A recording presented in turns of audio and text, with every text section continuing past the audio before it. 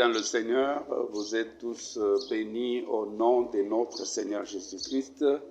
Dans ce premier dimanche du mois, notre journée d'alliance d'entrée prophétique et aussi la journée d'alliance de percée dans les affaires, nous vous souhaitons la bienvenue et nous allons prier pour la parole de Dieu que nous allons écouter. Papa, dans le nom de Jésus, parle-nous, communique-nous ta pensée. Cher Saint-Esprit, nous voulons que tu nous instruises, tu nous éduques, tu nous informes et tu nous montres la voie au travers de la parole. Bénis cette parole et bénis toute personne qui est disposée à l'écouter et que cette parole puisse amener une transformation dans nos vies, dans le nom de Jésus. Amen. Bien-aimés, nous sommes heureux de nous retrouver dans ce premier dimanche du mois. Le mois de juillet est le mois où Dieu a déjà déclaré par son serviteur que la fortune financière est mon héritage en Christ. La fortune financière est mon héritage en Christ. Bien-aimés dans le Seigneur, chaque enfant de la famille a un héritage par rapport à la richesse de son père, par rapport à tout ce que le parent possède. Étant aussi enfant de Dieu, vous avez votre héritage en Christ. Et c'est que je sais que la fortune financière sera votre réalité dans ce mois de juillet.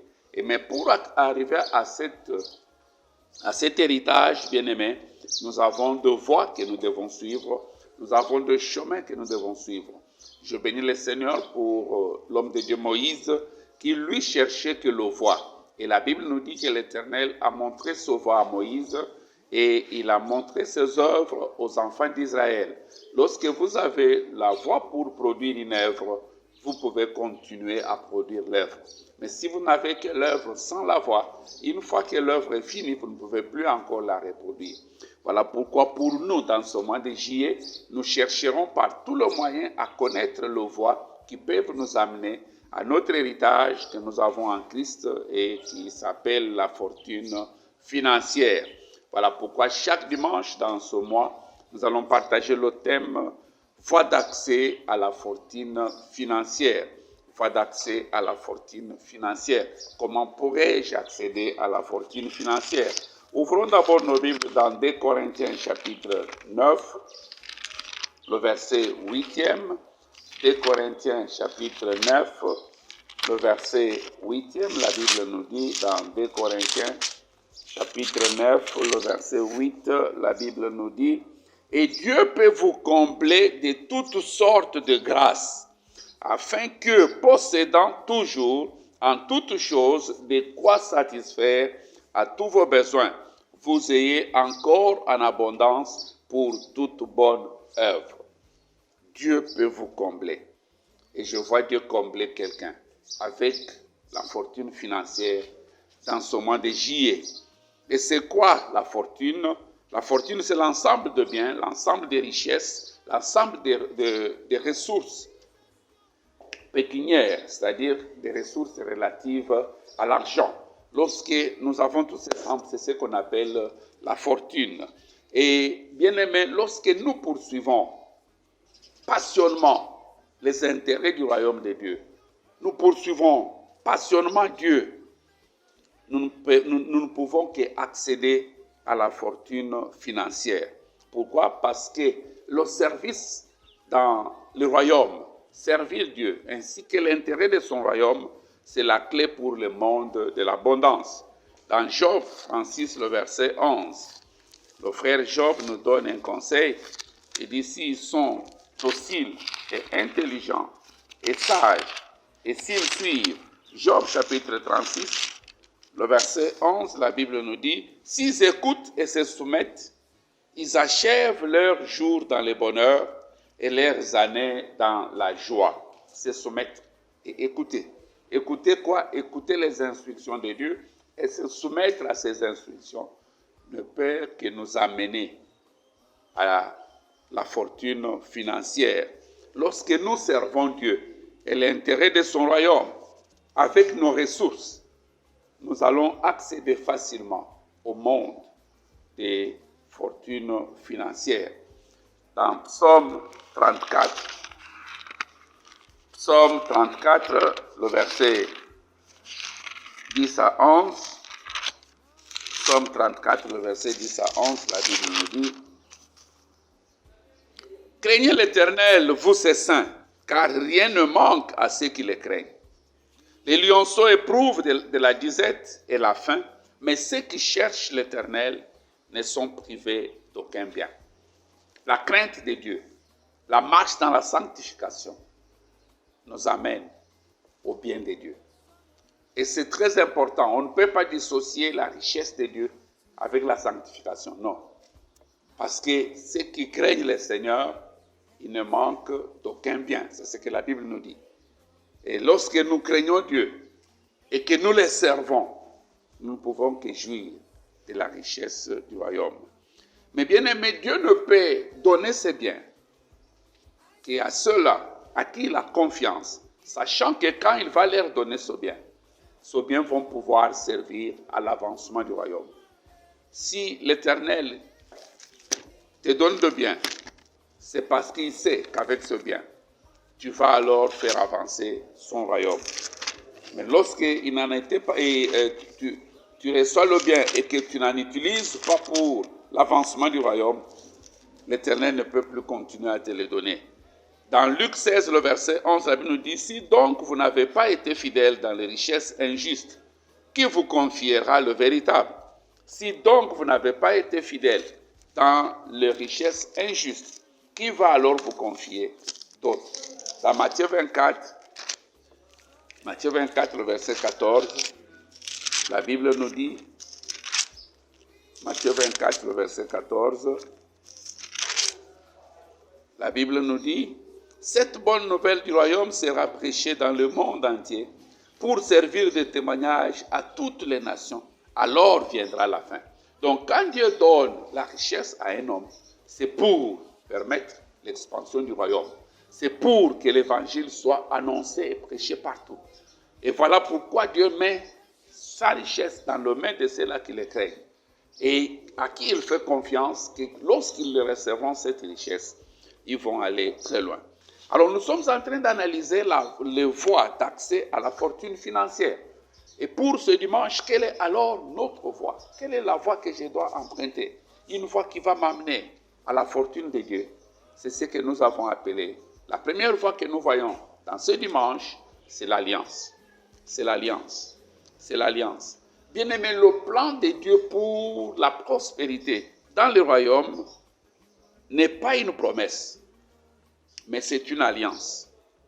Et tant que notre part d'alliance n'est pas jouée, l'intégrité de Dieu ne sera pas engagée pour accomplir cette alliance. L'alliance n'est pas une promesse. C'est très important pour nous.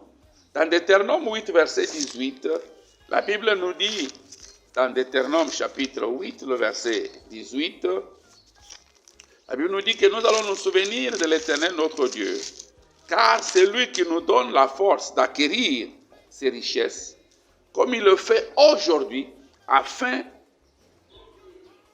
d'accomplir son alliance qu'il avait jurée à nos pères. Donc, dans cette alliance, Dieu a sa part de nous donner la force. Dieu a sa part de nous donner la puissance. Cette force, ça peut être la force intellectuelle, la force physique, la force monétaire, la force financière. C'est Dieu qui nous accorde la force. Et avec cette force, nous allons acquérir des richesses. Et en acquérissant des richesses, c'est pour que son royaume puisse alors continuer à être répandu partout. Voilà pourquoi c'est très important pour nous, bien-aimés, de connaître que la première voie, c'est l'alliance avec Dieu. Et lorsque tu es en alliance avec Dieu, tu fais ta part. Dieu est fidèle, il va accomplir sa part.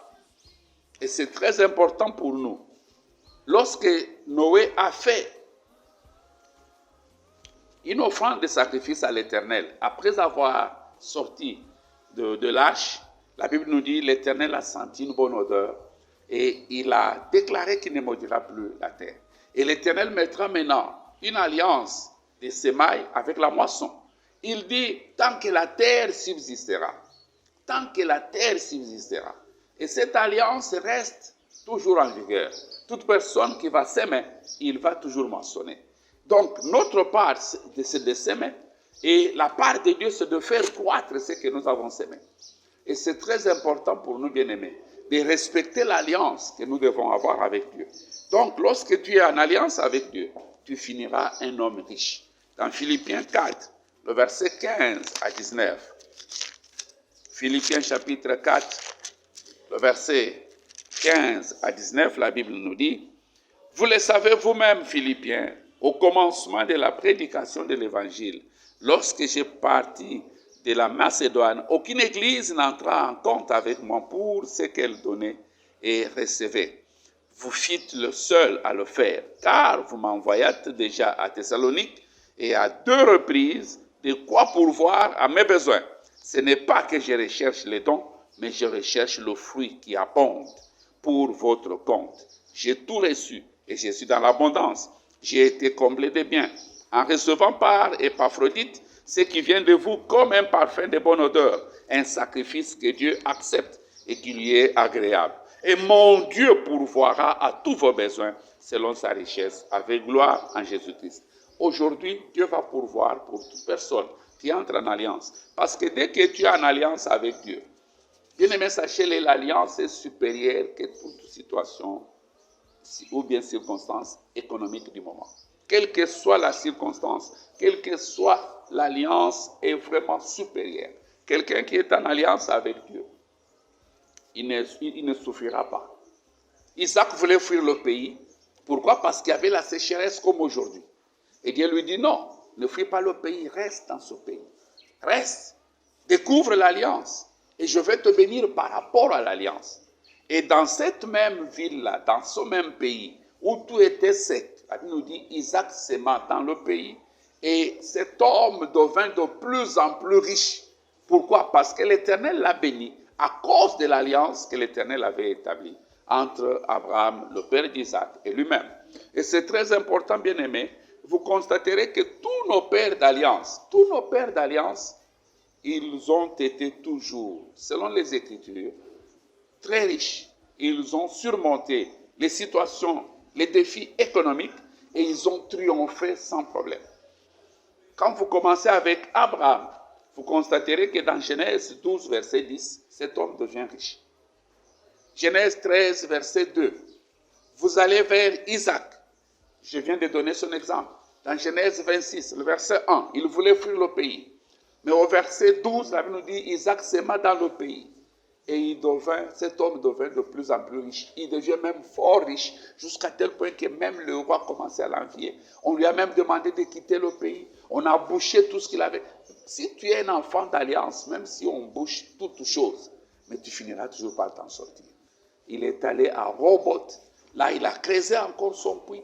Et il a eu l'eau. Il a dit, cette fois-ci, l'Éternel nous a mis au large. Quand vous regardez Jacob, la même chose, dans Genèse 42, le verset 1 à 2, le verset 7, le verset 10, Genèse 43, le verset 1, le verset 11 à 12, on nous montre ces gens d'alliance. Nos pères qui ont été vraiment victorieux pendant que tout était sec, mais ils parvenaient à s'en sortir des défis. De même aussi, les écrits sont pour notre instruction. Les écrits sont pour nous montrer le voie. La Bible nous dit, placez-vous sur le chemin et observez, demandez les anciens chemins que les anciens avaient suivis. Suivez-les.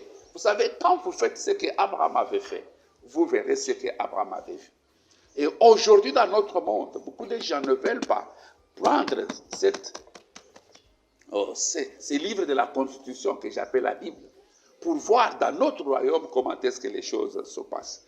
Bien-aimés dans le Seigneur, la pratique de l'alliance permet aux croyants de l'emporter dans les moments difficiles. Quel que soit le moment difficile, toi, tu as besoin de pratiquer l'alliance. Et que cette pratique ne soit pas seulement pour une seule fois. La pratique continuelle d'alliance fera que tu puisses jouir des résultats meilleurs partout où tu seras. Pourquoi? Parce que Dieu dit dans Jérémie 33, 20 et 21, il dit aussi longtemps que vous ne pouvez pas annuler mon alliance entre moi et le soleil, vous ne pouvez pas aussi détruire mon alliance que j'ai faite avec la tribu de Jacob. C'est très important, bien-aimés. Nous devons continuer à faire l'alliance. Mais quelles sont les exigences d'alliance pour marcher dans la fortune financière? Il y a certaines exigences, il y a certaines conditions que nous devons voir. La première exigence, ce sont les dîmes et les sacrifices pour l'avancement du royaume.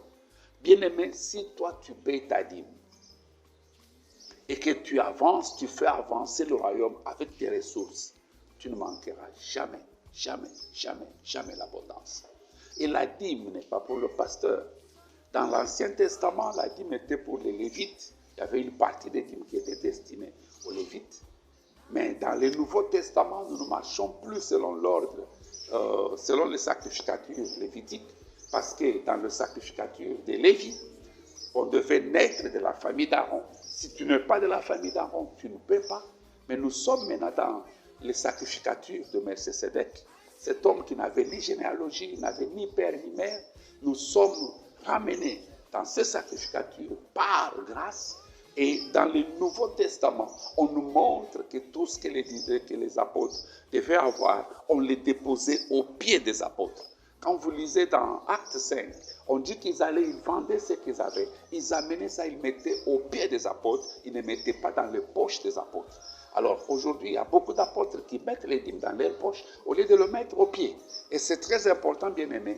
Voilà pourquoi deux fois vous donnez votre dîme, mais vous ne voyez pas le résultat de cela. Il faut vous demander où est-ce que votre dîme là va. Et c'est très important pour nous en tant qu'enfants du royaume, suivant la constitution de notre royaume. Bien-aimé, tu ne peux pas payer ta dîme sans que Dieu ouvre les églises des cieux. Il dit dans Malachie 3. Il dit au verset 6 jusqu'au verset 11e, il dit, revenez à moi, moi je reviendrai à vous. Nous revenons à Dieu par nos offrandes, par nos dîmes. Et il dit, pour vous, je vais menacer celui qui dévore. Dans ce mois de juillet, tout dévoreur appelé maladie, tout dévoreur appelé stérilité, appelé chômage, Dieu va le menacer et toi tu vas avancer. C'est très important, très capital pour nous, peuple de Dieu. Deuxième exigence qu'il nous faut, c'est donner aux parents. Donner aux parents. Bien aimé, nous avons des parents biologiques et nous avons aussi des parents spirituels. Aujourd'hui, il y a des gens qui négligent leurs parents. Lui, il peut être ici en ville et le parent se trouve au village et il les qualifie de sorciers, alors que cette personne-là, quand elle t'a mise au monde, si elle était sorcière, elle pouvait bien te bouffer. Mais elle ne t'a pas bouffé. Elle s'est dépensée coréenne pour que tu sois ce que tu es aujourd'hui. Tu ne parviens même pas ni à l'appeler, ni à lui écrire. Tu ne parviens même pas à penser aux parents. Bien-aimés, aussi longtemps que vous ne vous occupez pas de vos parents, sachez-le qu'il y a une malédiction qui est posée sur vous et qu'aucune autre personne ne peut enlever si ce n'est que toi qui dois retourner et réparer avec les parents. Je voudrais vraiment qu'on nous dise quelques passages qui m'ont beaucoup affecté pendant que j'étais en train de méditer. Dans Proverbe 20, le verset 20, la Bible nous dit, si quelqu'un maudit son père et sa mère, sa lampe s'éteindra au milieu des ténèbres. Nous avons besoin de la lampe, nous avons besoin de la lumière. Bien aimé, si tu es là où il fait sombre, tu ne peux pas voir. Donc ta vision ne peut se réaliser qu'avec la lumière. Mais la Bible nous fait voir que toute personne qui maudit son père et sa mère, sa lampe s'éteindra au milieu des ténèbres. Toi, ta lampe ne va pas t'éteindre. Dans Éphésiens, la Bible nous dit, honore ton père et ta mère. Et pour bien honorer le parent bien-aimé, quand vous allez dans Malachie 2, dans Malachie 1, verset 6, la Bible nous dit, si je suis votre père, où est l'honneur qui m'est dû? Et dans Proverbe 30, verset 17, la Bible nous dit, l'œil qui se moque d'un père et qui dédaigne l'obéissance envers une mère, les courbeaux du torrent le perceront et le petit de l'aigle les mangeront. Vous savez, quand on parle de l'œil, on parle de la vision. De même aussi, ici on dit, si quelqu'un maudit son père, sa lampe s'éteindra. C'est-à-dire, il manquera la vision. Voilà pourquoi tu tournes en rond. Bien-aimé, tu as besoin de regarder aujourd'hui combien de fois tu as offensé tes parents. Que ce soit tes parents biologiques, que ce soit tes parents spirituels. Et va, réconcilie-toi avec. Réarrange avec eux. Regardez dans Genèse 27, Isaac plutôt devait bénir ses deux enfants.